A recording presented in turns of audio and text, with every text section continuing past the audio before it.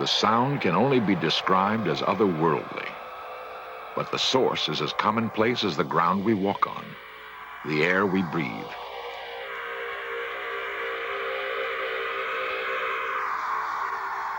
The sound comes from plants, through sensitive electronic devices which translate fluctuations of energy. Some call it a voice. Whatever it is, it raises the astonishing possibility that plants can communicate.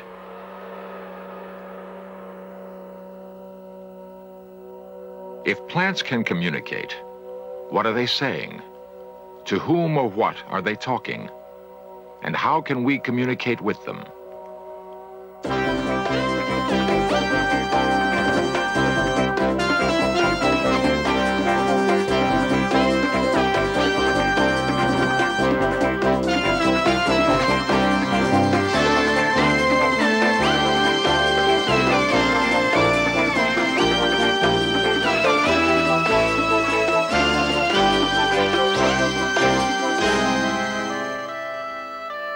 A leaf is an amazing organism for utilizing the energy of the sun to produce life.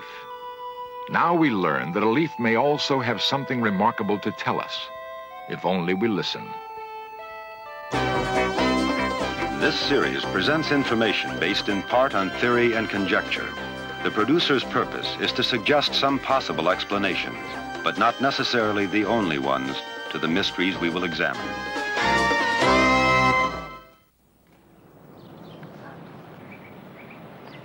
You'll see that plants can tell you different stories about themselves as you feel them. That's right, they do talk. You learn how to talk to them. Okay, everybody, let's have some fun now. You take your hand and just put it above the plant, and just do this slowly. Do plants feel? Children often have an easier time grasping a new concept. They tend to be less skeptical, more accepting of phenomena outside the normal range of human experience. It's an energy that the plant is sending back to you. As you have a heart. Marcel Vogel believes that plants do have feelings, feelings that man can share. But boom, boom, boom. Now plants have a heartbeat too. Plants give... Vogel is a research chemist in San Jose, California. He has devoted years to studying plant behavior with sophisticated machines and with what he calls his mind's inner eye. The green thumbs among us have always known there was more to growing things than the right alchemy of soil, water, and sunshine. They seem to have some special communion with plants, an ability to make them thrive. The so-called brown thumbs don't seem to be able to do that. Yet they sometimes laugh when the green thumbs talk lovingly to their plants. Now we have a startling new concept that these simple life forms have been listening, and are listening still. No room decor is considered complete these days unless it includes something green and living. It may just be a fad, or the urban dweller's minor rebellion at too much steel and concrete. Or the roots may be deeper, touching something forgotten in many of us. Whatever it is, plants are big business, and trained minds are beginning to pay attention to a mysterious new aspect of the green world around us. The Denver Botanical Garden provides a unique environment for plants. Music played a major role in an experiment with green life, which startled the scientific community. The experiment led to the astonishing conclusion that plants have perceptions not unlike human senses, and that they respond dramatically to certain sounds. Dorothy Retalic's passion is music. After raising her family, she returned to college to complete her degree in that subject. She also studied biology, and a sympathetic teacher allowed her to combine her two interests in one project. Mrs. Retalic had always felt an affinity for plants. They were as much a part of her world as music. Mrs. Retalic theorized that in subtle ways, plants might share her sensitivity to sound. Harsh music had always bothered Mrs. Retalic. Could it be that plants also preferred one sound to another?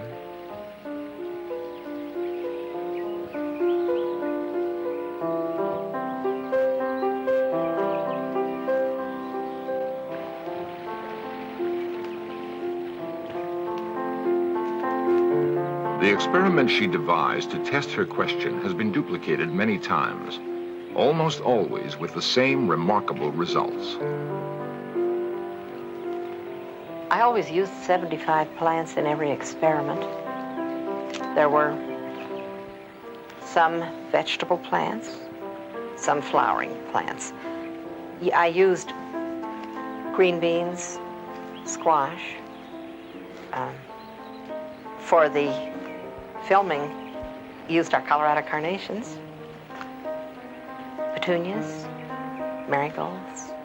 I used a great many different kinds of plants, so it is not just by chance that these things are happening.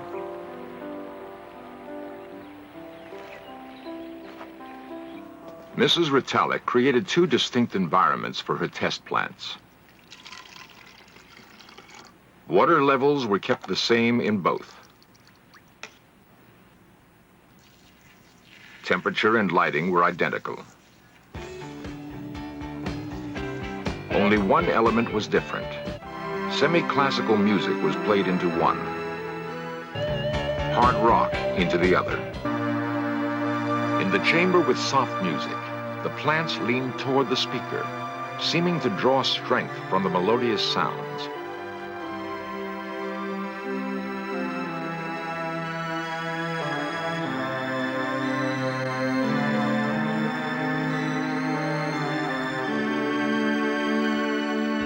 Chamber with rock music, the plants shrank away and eventually died.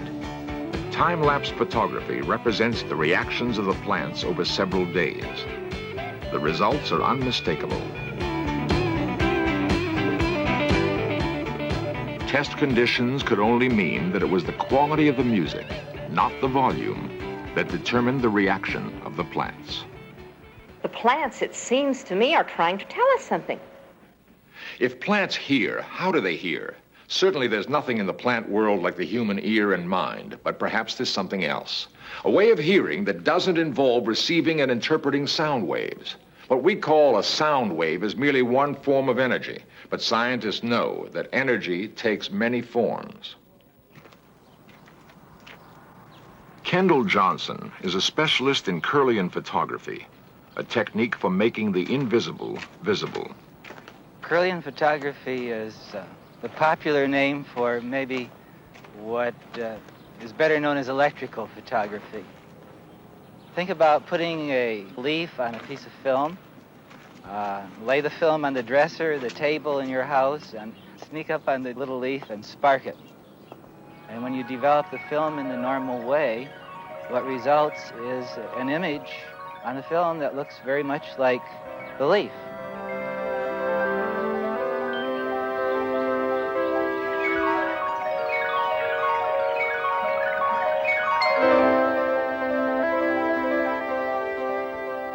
Through the work of Kendall Johnson and others, a new world has been opened for exploration. Perhaps the aura captured photographically is the force others say they have felt with their hands, recognized in their mind's eye.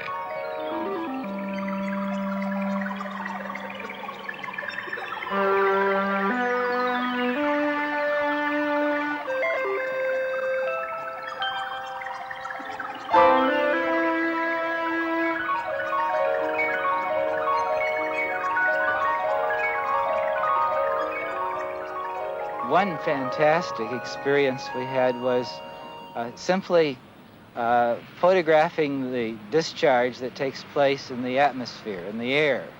Air is very necessary for these images. If there's no air, if there's no atmosphere, there's no image.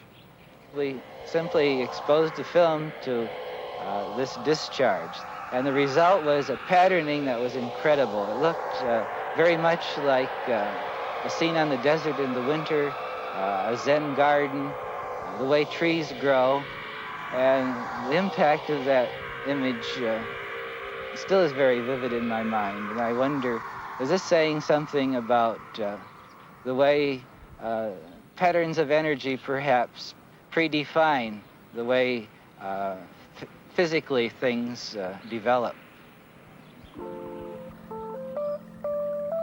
Kirlian photography not only creates these beautiful designs of energy, but it becomes very interesting when people interact with objects when these images are made. And one example of that would be what we call the green thumb series of experiments. We would pluck a leaf from a plant and make a picture, and then we'd scratch it, and then we'd make another image on film.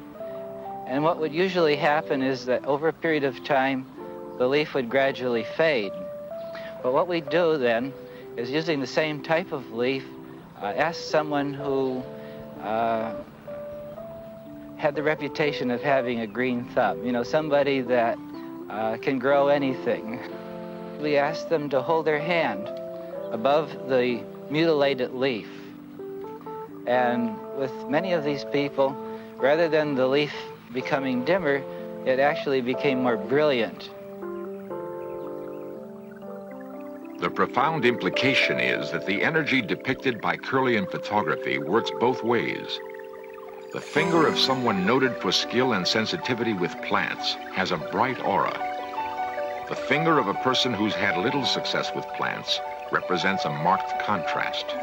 Maybe having a green thumb or a brown thumb means more than anyone realized, that a touch can convey as much information as volumes of words. As if somewhere in between this very personal world, one that I feel, the one that I live in, and the other world that the ordinary world that we live in every day, that's me and the world's out there. There's this whole new other possibility, and that's very exciting. Can plants also speak? If so, can we learn to decipher this other voice?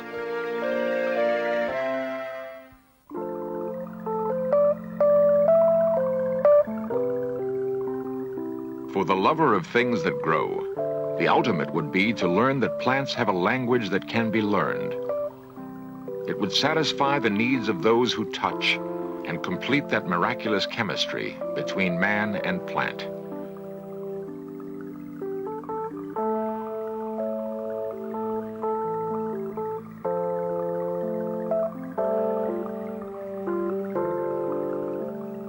Aristotle and Plutarch thought that trees had perceptions, that they were capable of passion and reason.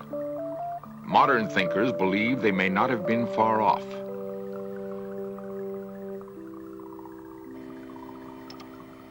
Cleve Baxter has spent more than 25 years researching the behavior of plants. All right, now we're going to use a pair of electrodes that are regularly used on people, but now are mounted between this C-clamp. Baxter is a polygraph expert and has conducted lie detector tests for the Army and the CIA. The polygraph is essential to his work with plants. This is a conventional piece of polygraph equipment of which we're using only 1/3, the galvanic skin response section. Now I'm going to activate the chart drive on the equipment and turn up the sensitivity and balance in the plant between these electrodes. Now, the tracing we're getting now represents the plant.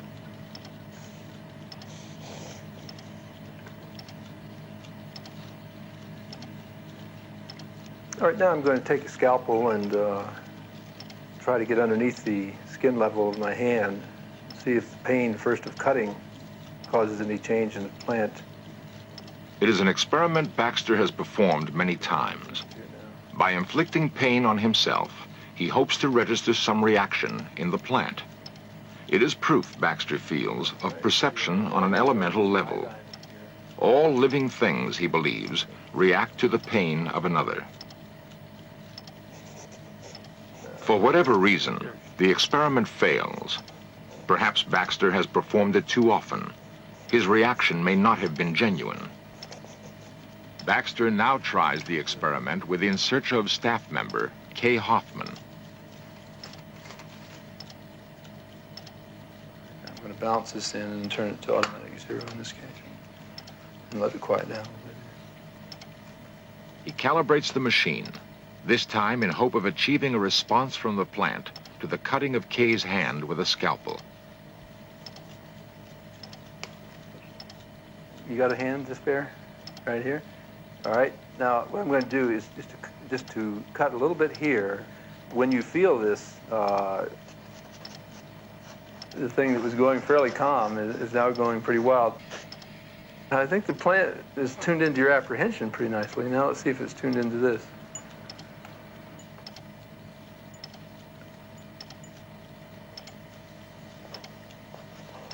Now, I'm going to put some iodine in there.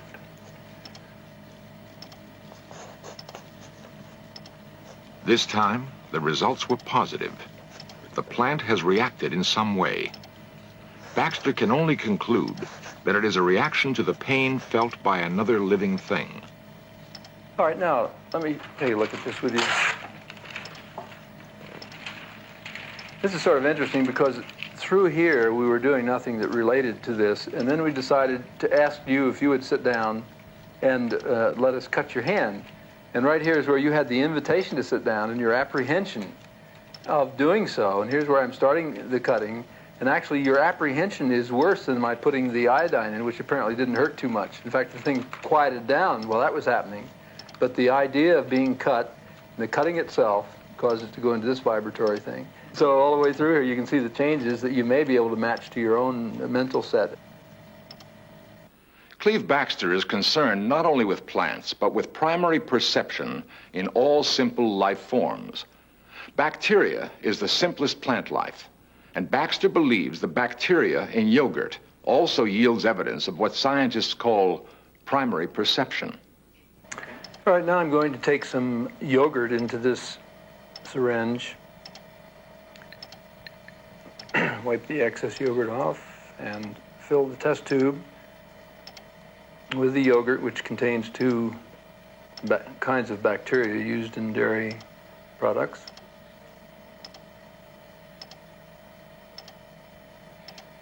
And I'm going to take the two silver wires that are being held and clamped into place by this little device, put the two silver wires down into the yogurt,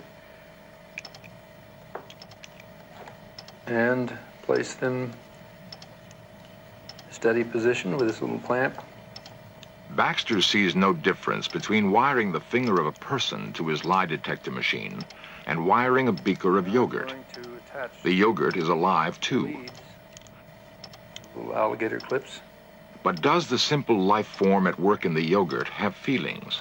And these leads go to the biological preamplifier up here, and from there into the final amplification that drives the pen motors. How wide is the gulf between man and plant, if there is a gulf at all? Now we're getting a tracing from the bacteria in the yogurt.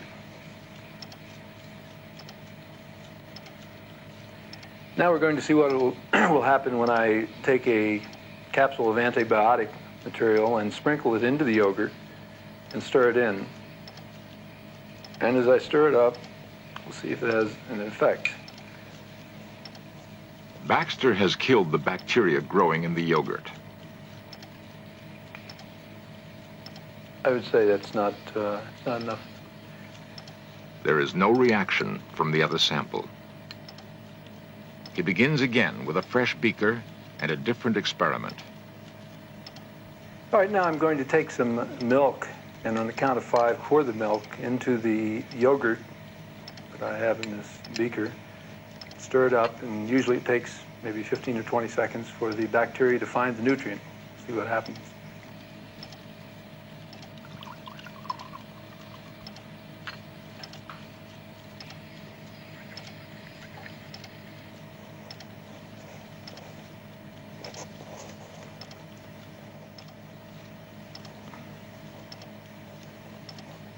You have about a 15 or 20 second delay, and then this is the kind of activity you get here.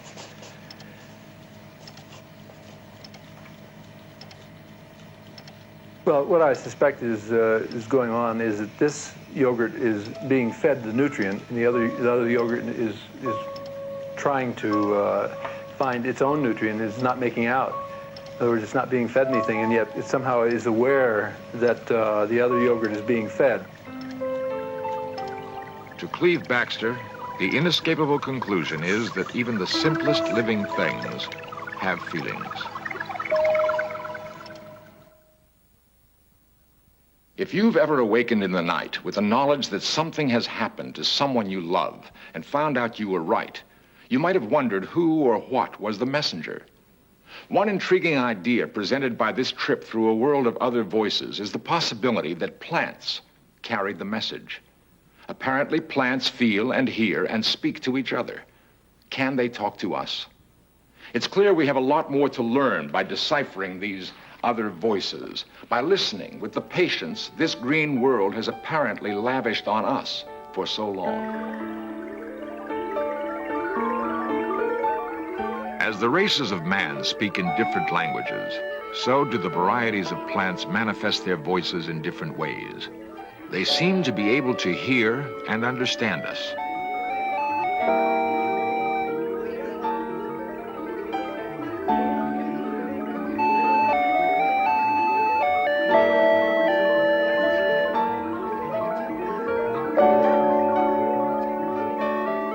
For the time being, however, we must listen to them through our machines.